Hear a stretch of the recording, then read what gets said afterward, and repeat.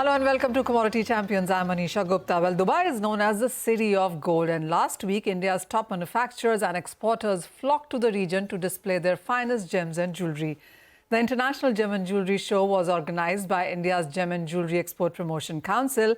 In FY24, India's jewellery exports to the UAE hit $8 billion, and now the council is hoping that the exports this year will rise by 20%. I caught up with the bigwigs from the industry on the sidelines of the event. Titan Company's Aditya Singh is hoping to double the number of Tanishq stores in Middle East by the end of next year. Meanwhile, Chirag Vora of Bafleh Jewellery said that 90% of the company's business is in gold, as it is something that people never stop buying. Tanishq, actually, we started our operations in Middle East, and actually Middle East was our first base location outside of India in 2020. But as you know, 2020 was a COVID period, and we opened our first showroom in the middle of pandemic. When a lot of shops were shutting down here, we opened. But from there we expanded. Today we have around 13 stores in Middle East, of which 2 in Qatar, 1 in Oman, and rest all 10 are in UAE. You're planning another one. You were just telling us that you're opening the biggest store in Gold Souk. So what are the plans there? What is it looking like? Oh, it's phenomenal. I think so. While we have been expanding into some select pockets of UAE, and of course we had to come to Gold Souk. That's the place where world comes to shop jewelry, and we have been waiting for the right location because we wanted to really make a statement with our showroom here. This is going to be not just Tanishq's largest showroom in the Middle East. It is also going to be the Gold Souk's single largest showroom. It's around 5,000 square feet at a single plate. And our focus, generally Gold Souk, you look around, it's a lot more transactional because a lot of tourists come into this place. But within that community, we are trying to create a place which is an experiential place. So customers here would want to come again and again and again. So, I do understand that in India, when Tanishq looks at the overall genre, by the way, whether it's about middle class, then starting with luxury, and then bespoke jewelry as well. So how are you looking at various categories when it comes to international? So actually, very well made point. Because in India, we also have a plethora of brands within Titan. So we have Zoya on one hand. We have Tanishq, which is the mothership for us. We have Mia, we have Carrot Lane as well. Here in UAE, so far we have launched 2 of our brands, which is Tanishq and Mia. Mia we started a year back here, and already started to expand. So we are trying to cater to different audience, while Tanishq continues to cater to the larger Indian diaspora. Within Tanishq, we have launched lines which are catering to the Middle East audience, which are dedicated to the customers from Middle East. So for example, this Falcon was from our first UAE collection that we launched on the year of 50 for UAE. And subsequently every year around the national days when we do this, we have specifically launched for not just Emirati community, but more communities from India, and we have launched collections specific to Middle East. For HNI, actually one of our upcoming stores, we are also bringing potentially a Zoya gallery within the store. Mia, as I said, is already present. Carrot Lane is looking to expand into this market. Right. So yeah, it's an interesting journey. We are trying to cater to all possible variety of audience. Rarely you find a market with such a great combination of people from all across the world. And despite that, it is still a very young market. A lot of youngsters out there. Aditya, what is the kind of growth that you have seen as in Tanishq here, and with the kind of plans that you're telling us, what is the kind of growth that you're anticipating? As I said, so India, for example, all are aware of the success story of Tanishq. We are looking forward to that. A lot of our growth would be coming in from international and Middle East. If I look at some of my key competition, for example, the number of stores that they have, that gives me a direction that there is so much headroom for growth, not just within UAE, but other countries of GCC as well. So we continue to look at, beyond UAE, Saudi is a big market and a very different market, very different from UAE. It is opening up big time. So you said you are 13 stores now here. Correct. And what are you looking at, let's say, by the end of 2025 in sense of numbers? Wow, that's a difficult one to predict. There must have been some calculation done. Yeah, of course. So we are broadly, I would say, we are, let's say, looking to double this number up. Okay. But it's a factor of how the markets are evolving, because on one hand there is let's say a geopolitical tension in the market in the region, so we have to wait and watch for that. How is it impacting this market? We have to also watch out for, there is, as you mentioned, there's a lot of competitive intensity heating up. Retail locations per se are not growing, so the availability of retail space is still limited. We have to see where it works out on the numbers, and that's how. But ambition-wise, yes, we would love to have double it from here. Yeah. All right. Also, Aditya, how is the festival season looking to you? The gold prices are higher, but people are looking to buy. There's more and more stores opening up. No. So I think festival season looking absolutely bright. I think there is a lot of, despite all what is happening across the world, I think still there is a lot of positivity, lot of optimism, celebration of life, and all that comes through during this period. We are already seeing, if just Dubai amount of tourist walk-ins were to give a signal, they're already starting seeing huge numbers. Okay. And we are working very closely with the Dubai Tourism Department to keep a track of that, because that's a direct sign of the things to happen here.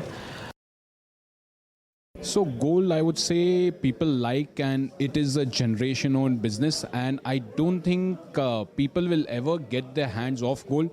Maybe the quantities with the rising gold price will shift, but in general, people will always have gold to be gifted during weddings, and the tradition continues both in the Indian culture as well as the Middle Eastern culture.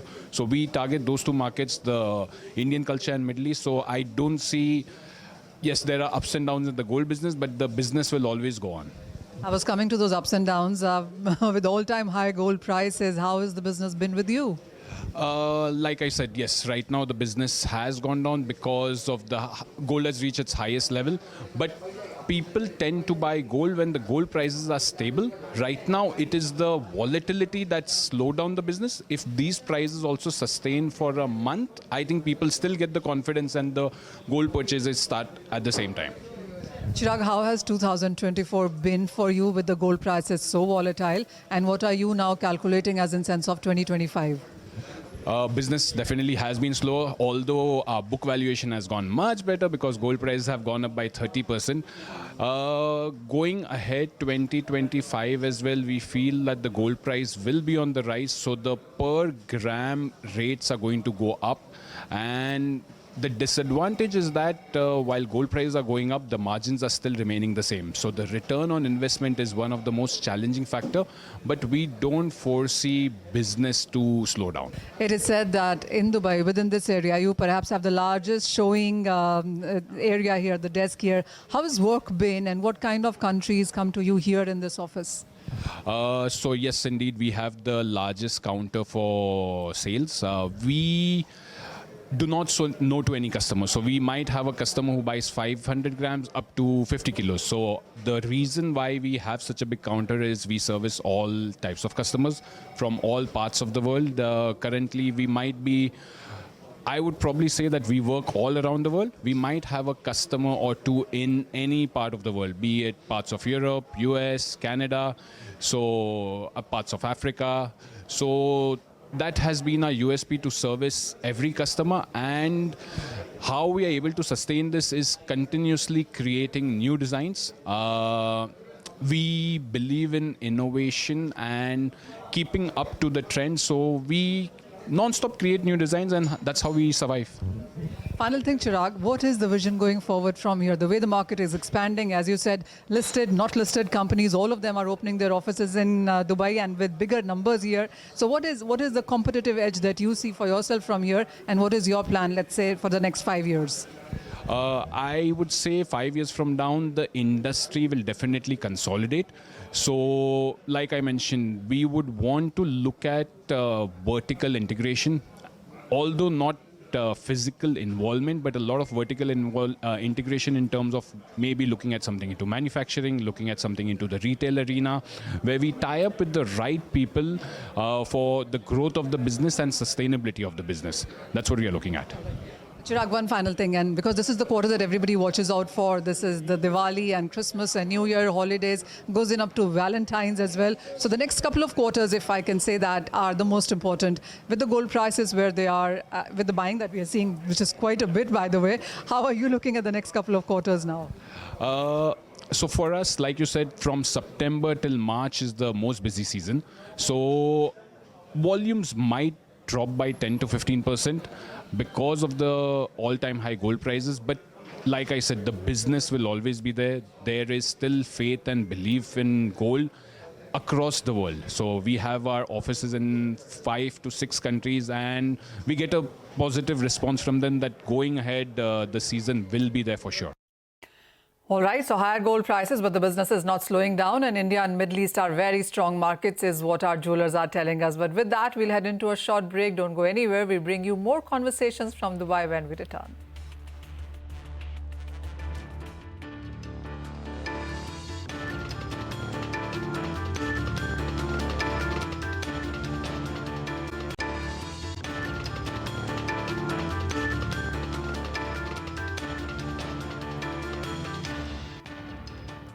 Welcome back, and with the festive season kicking off, there are new jewellery buying trends emerging. On the sidelines of the India Jewellery Exposition in Dubai, I spoke with Shamlal Ahamad of Malabar Gold and Diamonds and KP Abdul Salam, Group Executive Director at Malabar Group, on the group's festive season outlook and plans for international expansion. I also caught up with Tawhid of Abdullah, CEO of Jawhara Jewellery, on gold prices and the jewellery market within Dubai. Yeah, Dubai, it's a festival season. I mean, because along with India, we also celebrate all the festivals of India as well as the world. I mean, this is a festival season, and we are into start the festival mood here in Dubai. And we expect that will continue for at least for the next 3-4 months. I mean, along with Dubai Shopping Festival also is coming in by end of December. So it's a festival mode all across. Clearly. I was looking at so many designs here. Shamlal, if you can tell us, and how many designs are in the store? The beauty of Dubai, you can import jewelry from all over the world. In this store, you can see there are collections from Italy, all over Europe, Turkey, Far East like Singapore, Malaysia, Indonesia, of course from India, everywhere in the world. So this is the beauty of being a hub in Dubai. I think millions of designs you can find in Dubai. And like Salam Bhai just mentioned, we are going to face the best season of our year. From October to March, we're going to get the best of the best financial year of our operation here. You've launched UPI right now, right today, and what does that mean for Dubai buyers now? There's a new product called Annie, which is launched today. Through that, it's a UPI payment like our Google Pays in India. So Dubai just launching that system, and UAE just launching it today. Through that, transaction will be much faster and everything will be digitally. A lot of cost will come down. Eventually, this cost will pass on to our customers. So I'm sure almost 70% of our transactions happens in UAE through a credit card or any digital platform. So this Annie will definitely boost the digital economy of UAE. As of now, when you use a card, what is the percentage that you pay, and how much would a consumer now support or save?